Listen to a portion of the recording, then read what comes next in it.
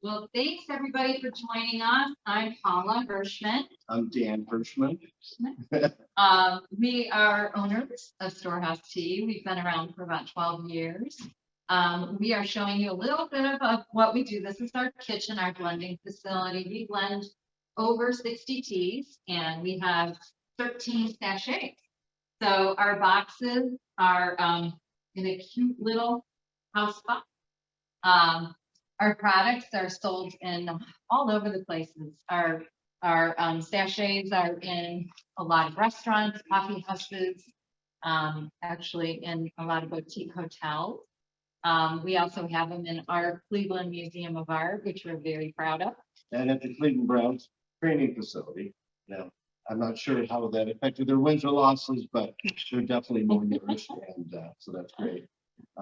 Before we jump into the products, I just want to say maybe why we're different than some other companies out there. Most of the large tea companies out there, they will source their products from large agribusiness, essentially, the large tea plantations, large tea gardens, and they do something called cut, tear, and curl, or crush, tear, and curl.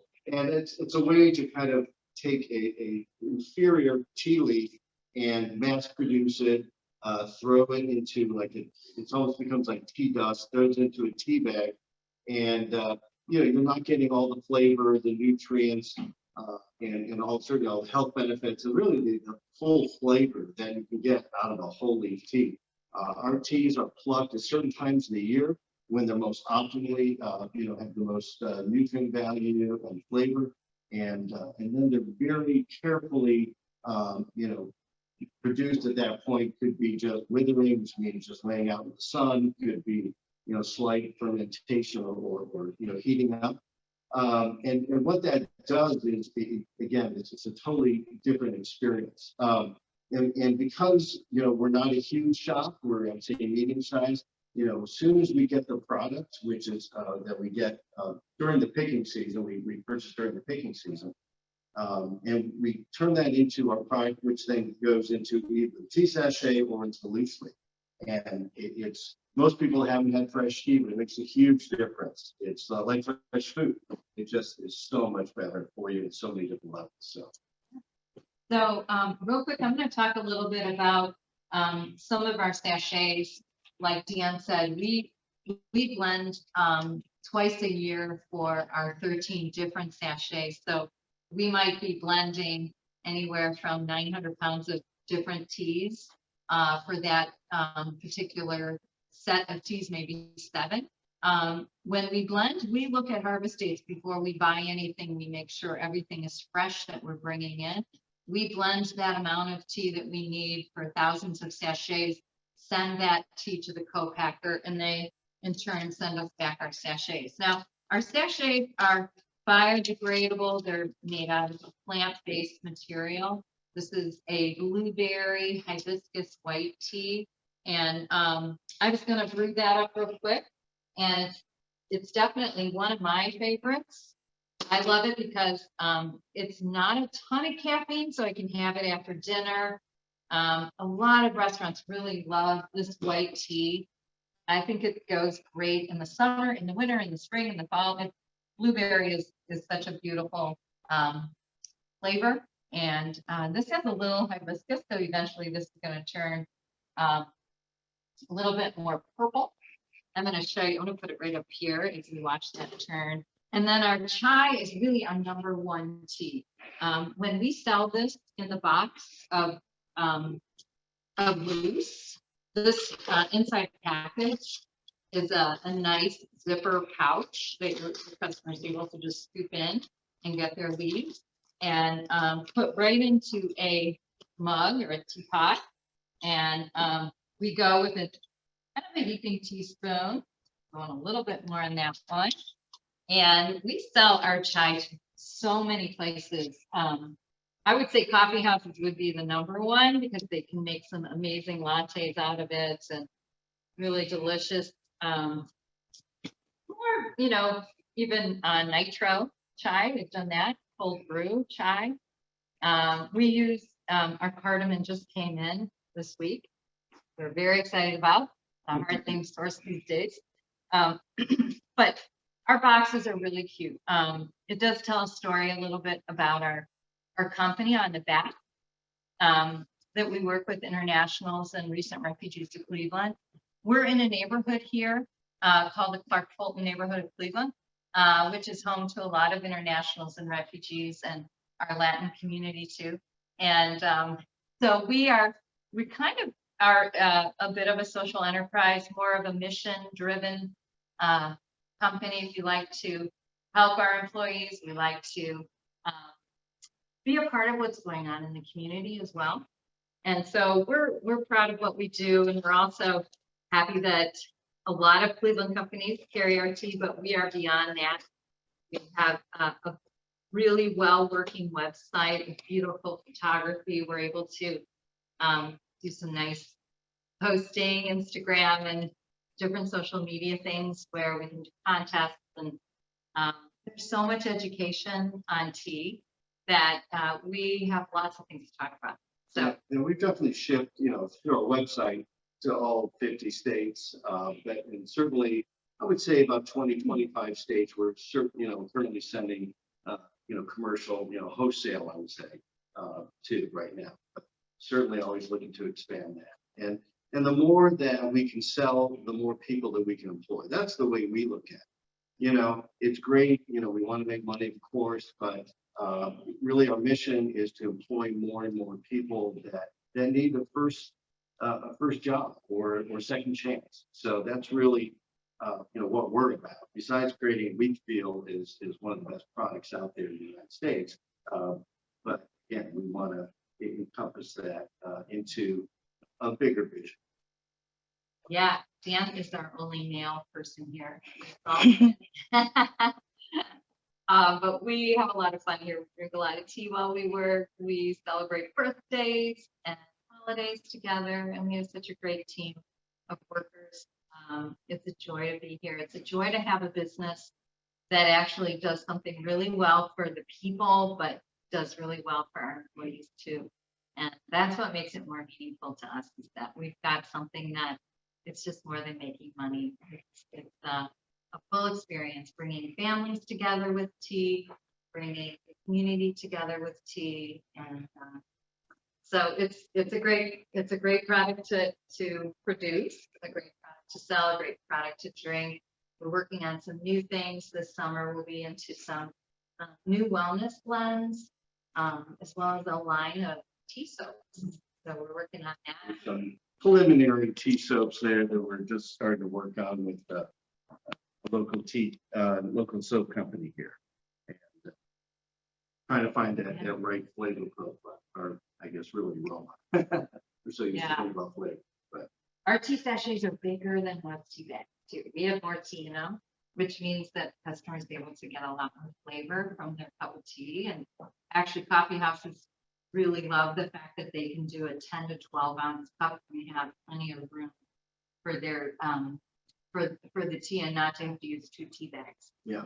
We have a line of honey too up there in the front, which we have hives on the roof of our building, and we have a beekeeper that takes care of her bees, and she sells to us and then we privately.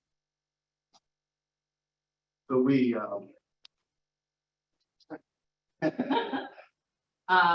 No, I wanted to open up, if anybody has a question out there, if they want to ask something about who we sell to, turnaround time, we're pretty quick. the one thing I wanted to add was about custom blending. Because we do all the blending ourselves, we can certainly private label for other companies. We do private label for a number of organizations. One of them is called Banks of Jerusalem. It actually supports the underground Chinese church there, which is going through great persecution right now. So this actually raises money for the children of the persecuted pastors there. It's called Storehouse Teas. And again, it's very easy to private label the loose leaf teas because we just slap a different label on it. This one actually got a different box too. But anyway, it's something that we can do for anybody, custom blending or private label. I have a question. I want to hear a story of one of the immigrants or the refugees who you guys hired. Can you tell us about that? Ah, okay. Well, our very first two girls that that came to us, we've been in this building for about 8 years now. And so, and we chose it because it was right in the heart of this community, and it was a beautiful space to work in. This building's over 100 years old. It's a repurposed building. Has so much character. Anyways, our girls came from Rwanda, and they lived in a refugee camp for 10 years. They had not ever been to a restaurant. So we wanted to take them, it was during one of the holidays, and we took them to one of the restaurants that served our tea. And we wanted them to see, here's the actual, you make this, you help blend it, you pack it, and now here it is being sold in a restaurant. And they had never been to a restaurant before, which I had never known that. So they ordered French fries, and I kept telling them, no, you can order whatever you want. But they were so excited. We've had refugees that have never had a birthday celebrated either. So that From is what so countries? they show up, and it's their birthday, and we have a cake, and we sing to them, and they just can't even believe that they're being acknowledged. So it's pretty amazing. It opens up my eyes to so many things, so many amazing things. It makes me so grateful. We definitely feel like we get more out of the experience than they do. We find that people who are new to this country are really motivated to work hard and learn and do something with their lives. And so, they're the best employees. So we feel very blessed to be part of that whole experience. That's so touching. Well, we do have questions in the chat here. One's from Courtney, and I see her hands raised. So Courtney, I'm going to actually allow you to talk right now. And so you can unmute and ask your gluten-free question and any others that you may have. Yes, I wanted to know if your teas are all gluten-free, and have you also considered cannabis infusing any of your teas? So yes, our teas are all gluten-free. They really are all vegan too. We don't have the flavorings that we use are all organic compliant. Everything we do is organic. As much as we can source fair trade, we do. But yes, we would love to get into the world with cannabis. We actually have 2 children that work in the industry. We thought possibly our teas would do really well in a sachet form for the customer. It's just so hard to dose the right THC or even CBD on the leaves to really be responsible with it. And I just haven't been convinced that our suppliers and our co-packers really have it down. I mean, the blending would come from, we could supply certainly even 2 of our children's cannabis companies that they work for. The tea, and they explored that they would take our blends and they would apply it. We wouldn't be able to apply the THC. We would the CBD. It's just a tough way to get it in there. So we're still exploring that, but that would definitely be something that we would love to be a part of for sure. Cool. I have a cannabis startup, so maybe I'll reach out to you. That's good. Yeah, we can get really creative. We do lots of different things for customers that have specific, recipes or specific ingredients that they would like to use in their blend. Yeah. Awesome. Thank you, Courtney. I'm going to go ahead and mute you. And just so you guys know that she's a blogger from The Girl at the Party. We have more questions here that I'm going to get right into. Joanne from Small Business Digest. Other businesses could potentially copy your focus of employing refugees and immigrants. How will your firm maintain its competitive advantage? I wasn't sure that. I'm not sure what you're asking. Well, I guess because we don't look at it as competitive. We just do it because it's what we want to do. It's based on who we are as people, I guess, our faith too, and we just really want to, we just want to improve lives. So it's not a marketing tool for us. It's, it would be much easier not to work in many respects. You know, some of the language issues and some of the things we have to overcome, some cultural things that we have to work through. So I say the more the merrier. In fact, we often talk with other companies about what we do and encourage them to do that because there's so much need out there. I mean, we have refugee organizations all the time asking us, and we can only absorb so many at a time. In fact, we recently interviewed some Afghan refugees that came to the Cleveland area, and unfortunately, there was some transportation issues with that person. Long story short, that didn't work out. But yeah, you know, like I said, it's not marketing. So Yeah, we've also had our 3 teenagers when they were teenagers work for us, and they kept telling us how boring, what a boring job this would be. Who would ever work for you, Mom? So we thought, well, you guys, we're gonna find people that really love what we're doing. In fact, a lot of internationals have drank a lot more tea than we have, so it's something they can totally relate to, and they love the fact that they could bring tea home every week if they want, and drink tea while they're working. So we don't have a problem finding workers, and I know a lot of restaurant, owners, the whole food industry, a lot of people have had trouble during the pandemic. We really have never had problems. I mean, they show up and they're great workers. So I have nothing but good things to say. So I feel I'm blessed. Awesome. Joanne says bravo to that. And just another quick question here. We're going to start rolling through these more quickly just because we have quite a few. Do you have a coconut tea? And this is also from Joanne. Oh, we used to have a coconut tea. We really wanted to be allergen free, and coconut is on that list. So I know it's not an extreme nut, but it's in the category. We had a chocolate coconut tea. Was amazing. And a lot of customers were like really mad when we got rid of it. But we also had a tea called Sweet Almond. That threw everybody for a loop too because it had some almond flavoring in it and coconut in it as well. So those two we kind of dropped. Just trying to be really responsible in, it's hard when you work with teas that have something that's on the allergen list because then they discount you. Because you're using bowls and mixing materials, and that would be on and possibly intermingled with other teas. So we kind of just. Yeah, sorry. Great. We have some comments here from Tara, who's a blogger from Tara Met Blog. She says she's a big loose leaf fan. She has a tab on her blog for tea, and it's mentioned in her Instagram profile at Tara Met Blog. She loves the biodegradable sachet bags, and that she loves jasmine and is wondering if you have any plans. She's noticed that you have 2 jasmine teas on your site right now, and if you have plans to incorporate more in the future.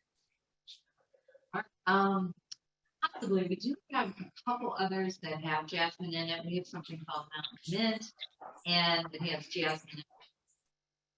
We have it in our rose medley. That's jasmine in white tea.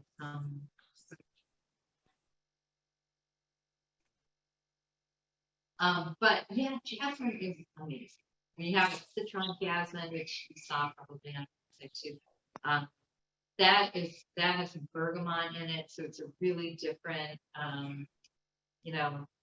really different with the jasmine, but it's a beautiful blend. It's great iced, it's amazing hot. So, but yeah, jasmine is up there. It's getting to be pricier as far as we can never get it for trade there. I don't know why we had bad problem with jasmine blossoms for a long time. Why the jasmine prices went up crazy, because if you don't have the blossoms to scent the green tea with, then your jasmine doesn't work. We don't use the jasmine flavoring. This is the scenting process that the green tea goes through with the jasmine blossoms. So. It's fabulous. All right, I've seen the questions kind of slow down here in the chat, so we'll give it a few more minutes. Media, if you have any more questions, please drop that in the Q&A or chat feature now. And I just want to remind you that samples and press release can be requested on mediaandmerch.com. We'll just hang on here for a few more minutes to see if there's any last finishing questions. We also do a lot of iced teas, and very similar. They're basically the same. Sometimes we get a little bit smaller cup for some of those. So again, it brews stronger. We do talk to a lot of restaurants and coffee shops to do the cold brew because it's can never oversteep and get bitter or anything like that. So we do make pouches for that. They come in a half-gallon size, and people, the restaurants love them, the coffee shops love them because it's always really smooth and refreshing and easy to store. So that's been a huge seller for us as we're getting into the warmer times in the northern area that we're in. We're showing that spice tea too. Do you have any Mother's Day promotions running right now? Yeah, we actually wanted to have our tea soaks launch, but they weren't quite ready yet. We did a few. We have 10% off on our website right now for the site-wide 10% off sale. Usually every year we do something special. We might collaborate with a chocolate company here in Cleveland, a cookie company in Cleveland, and kind of put together a nice little Cleveland gift. But we really thought our soaps would be ready, but they weren't. So. Good to know. Okay, we have one more question here from Joanne. Again, she's from Small Business Digest. What is the shelf life of your teas, and what is the best way to store them? Yeah, so we give it a 2-year date, and so on the bottom of every box is our lot number, and then our date or good till. Now, tea doesn't ever get moldy, or it will definitely decline in flavor and freshness. We want our customers to have the best amount of knowledge to know that they're drinking the best tea. So because we small batch blend, we're constantly creating new batches. So we have lots of new lot numbers on our box. We give each customer, by the time we blend it, pack it, put it on shelves, and get through our inventory, they have almost like a full 2 years. I mean, it might be like a couple months behind 2 years, but if they have that tea, and I do get a lot of calls. I have something in, my cupboard that says, 2021, like, oh my gosh, you're fine. You can drink that tea. As far as storing it, room temperature is the best. Tea doesn't like really hot or really cold. Either one will just degrade faster, but definitely room temperature. And then also keep it away from sunlight if you can. And like I said, we have resealable foil bags, something that can keep the air out as much as possible. Because again, it'll oxidize. So. Great. Those are all helpful information for us to know. All right, Dan and Paula, thank you so much for being here today with us. We are going to conclude your product showcase now. Again, media request samples and press releases at mediaandmerch.com. Thank you so much. Thank you. Appreciate it. Bye-bye now. Bye.